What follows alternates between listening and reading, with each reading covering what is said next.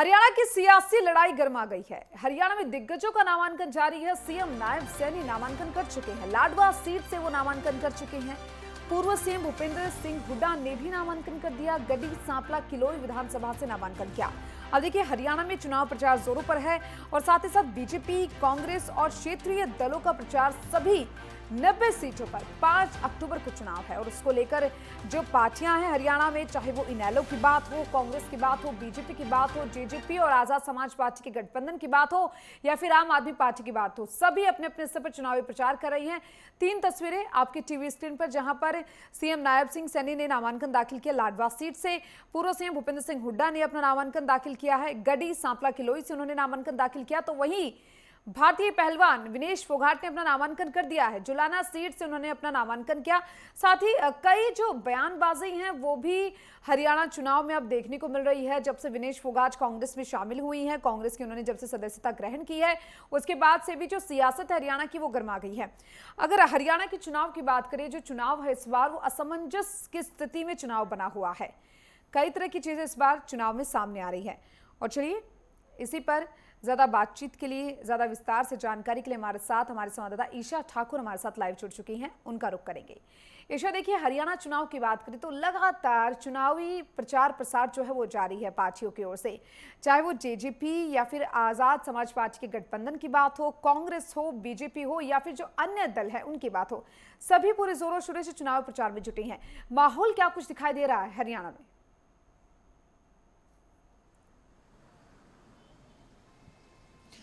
देखिए, अगर हम बात करें हरियाणा विधानसभा चुनाव की, तो कल नामांकन की प्रक्रिया का आखिरी दिन है। दोपहर 3 बजे तक नामांकन होगा और ऐसे में अभी इंतजार किया जा रहा है। कांग्रेस थोड़ी ही देर में अपनी सूची यहां पर जारी करने वाली है, क्योंकि अभी भी कैंडिडेट रहते हैं। 41 ही उम्मीदवार यहां पर चुनाव मैदान में 90 विधानसभा सीटों में से कांग्रेस अभी ऐलान कर चुकी है और ऐसे में माना जा रहा है कि आज देर रात तक कांग्रेस अपनी सूची जारी कर देगी। और क्योंकि कल आखिरी नामांकन का दिन है, अगर हम आज के दिन की बात करें तो आज भूपेंद्र सिंह हुड्डा, जो कि नेता प्रतिपक्ष हैं और पूर्व मुख्यमंत्री भी हैं हरियाणा के, उनकी तरफ से गढ़ी, सांपला, किलोई में अपना नामांकन भर दिया गया है। और साथ ही साथ उनकी तरफ से आज जब रोड शो निकाला गया अनाज मंडी में, सांपला में, वो जनसभा को संबोधित करते भी नजर आए। तो उनका कहना है कि 36 बिरादरी ने मन बना लिया है और बीजेपी अब यहाँ से जा रही है, कांग्रेस वापस आ रही है।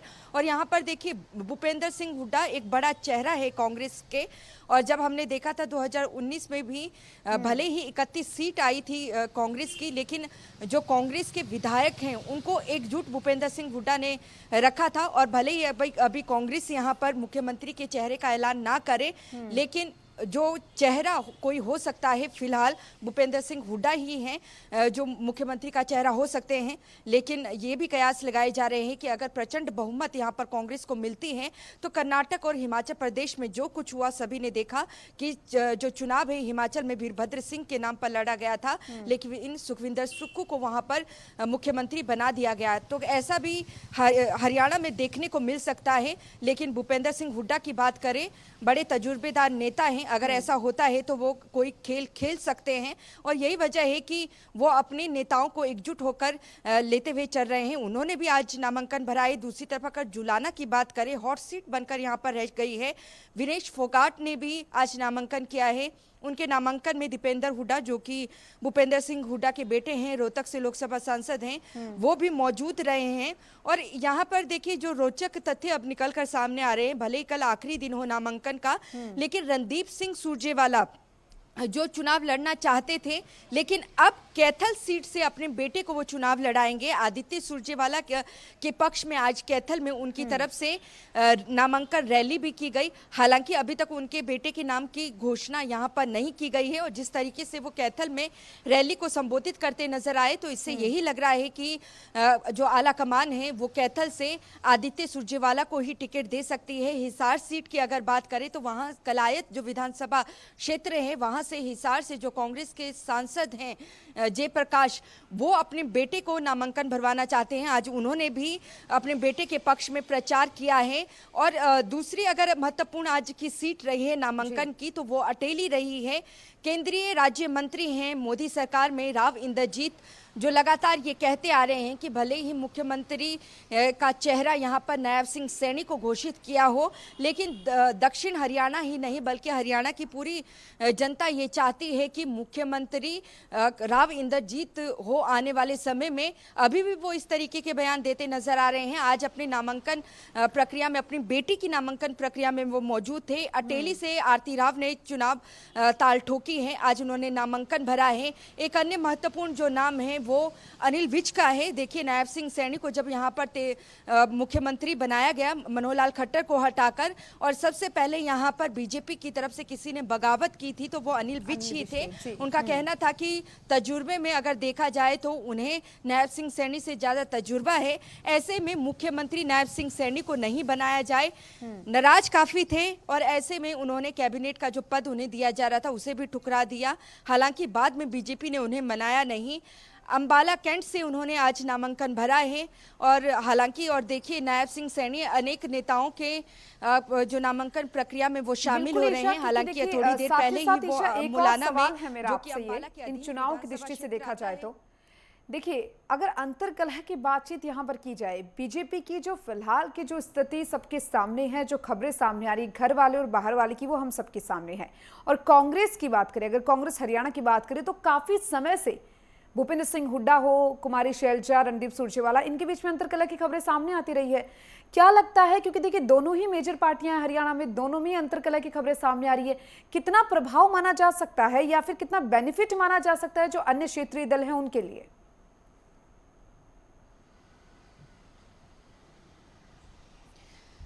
देखिए, जो कांग्रेस है वो भली भांति जानती है कि 2014 में जो चुनाव वो हारे थे और 2019 में वो अंदरूनी अंतरकलह के चलते ही हारे थे।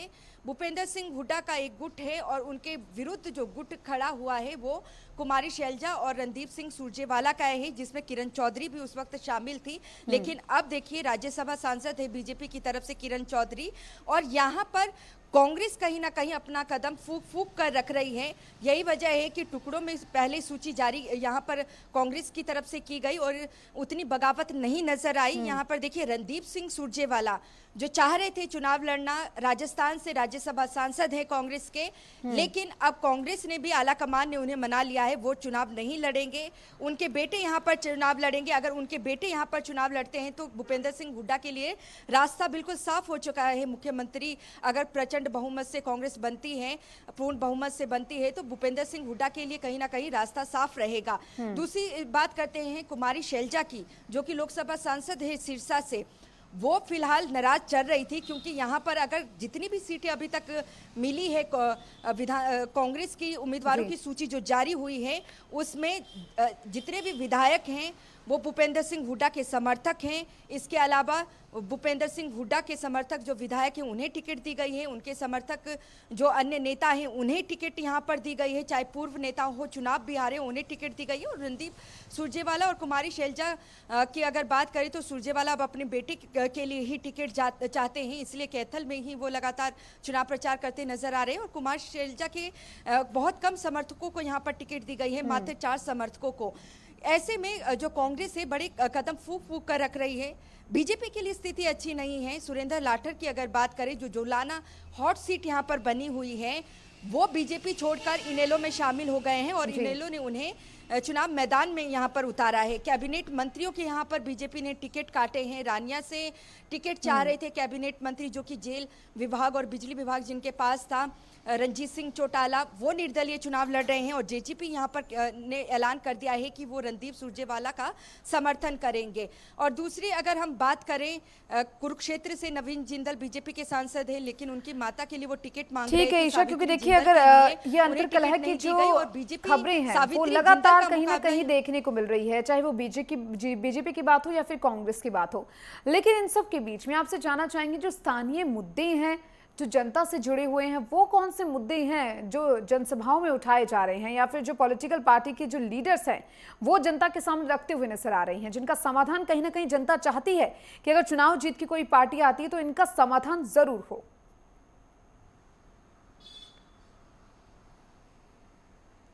देखिए, जिस तरीके से आज भी जब गढ़ी सांपला के लोई में जनसभा को संबोधित कर रहे थे और रोड शो निकाल रहे थे भूपेंद्र सिंह हुड्डा, उन्होंने एक बार फिर से ये बात दोहराई है कि पूरे देश भर में अगर बेरोजगारी में नंबर 1 कोई है तो वह हरियाणा है।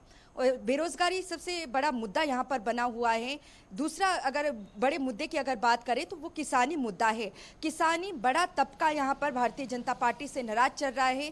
जो दिल्ली में आंदोलन भी कृषि संबंधी कानूनों के खिलाफ चला था, उसमें भले ही जो आंदोलन है वो पंजाब की धरती से शुरू हुआ था, लेकिन हरियाणा में जाकर वो टिका था आंदोलन। और लगातार जो किसानी नेता हैं अभी भी आंदोलन की राह में हैं, उनकी तरफ से ये लगातार मांग की जा रही है कि एमएसपी की कानूनी गारंटी दी जाए। हालांकि हरियाणा सरकार कह रही है कि जो केंद्र सरकार भी एमएसपी पर फसल खरीदती है उसे हरियाणा सरकार भी एमएसपी पर खरीदेगी, चाहे 24 की 24 फसलें। लेकिन किसान ये नहीं चाहते हैं। उनका कहना है कि कानूनी गारंटी दी जाए और जितना दाम तय करती है केंद्र सरकार उतने में ही फसल का उठान हो। तो यहाँ पर बेरोजगारी बड़ा मुद्दा है, किसानी बड़ा मुद्दा है। और तीसरे मुद्दे की बात करें, अग्निवीर की जो योजना है, पंजाब और हरियाणा ये दोनों वो राज्य हैं जहां से बड़े तबके में जो युवा हैं वो सैनिक में जाते हैं। लेकिन यहाँ पर देखिए, अग्निवीर जब से यहाँ पर लाई गई है उसकी खिलाफत लगातार हो रही है। तो ऐसे में कह सकते हैं कि जो सैनिक समुदाय, जो सैनिक परिवार से ताल्लुक रखते हैं वो नाराज चल रहे हैं, युवा यहाँ पर नाराज चल रहे हैं, किसान यहाँ पर नाराज चल रहे हैं। इसी मुद्दे को यहाँ पर भुनाने की कोशिश कांग्रेस कर रही है। ये भले ही स्थानीय मुद्दे हैं, लेकिन हरियाणा की राजनीति अलग तरीके की है। यहाँ पर स्थानीय मुद्दों पर देखिए वोट नहीं पड़ता है, यहाँ पर बिरादरी के नाम पर, जाति के नाम पर वोट पड़ता है। और अब जो भी यहाँ पर उम्मीदवार उतरे हैं, जाति के हिसाब से ही सभी पार्टियों ने यहाँ पर अपने उम्मीदवार उतारे हैं और जाति के नाम पर ही यहाँ पर वोट पड़ेंगे। और हालांकि स्थानीय जो मुद्दे हैं उन्हें भी जो जनता है वो देखेगी, लेकिन ज्यादातर ऐसी सीट हैं जहां पर जाति के नाम पर वोट पड़ेगा। और यही वजह है कि गढ़ी सांपला किलोई की अगर बात करें, जाट बाहुबली इलाका है और भूपेंद्र सिंह हुड्डा वहां से ताल ठोक रहे हैं। परंपरागत उनकी सीट है, वहां से जाट नेता को ही, जो बड़ी नेता तो है नहीं, मंजू हुड्डा, उन्हें चुनाव मैदान में बीजेपी ने उतारा है। तो इसी से आप अंदाजा लगा सकते हैं कि जाति के आधार पर ही यहाँ पर वोट पड़ेगा। बिल्कुल सही कहा आपने, क्योंकि देखिए हरियाणा की राजनीति कहीं ना कहीं पूरे देश भर में अलग तरीके से जानी जाती है, चाहे वो किसी भी तरीके से बातचीत की जाए, अंतरकलह की जो खबरें लगातार सामने आती है उसकी बातचीत हो, या फिर जो स्थानीय मुद्दे, जिस तरीके से आपने कहा कि स्थानीय मुद्दों पर कहीं ना कहीं चुनाव नहीं लड़ा जाता है, यहाँ पर जो जातीय समीकरण है हरियाणा में वो कहीं ना कहीं काम करता है। बहुत बहुत शुक्रिया आपका ईशा, तमाम जानकारी को विस्तार से साझा करने के लिए।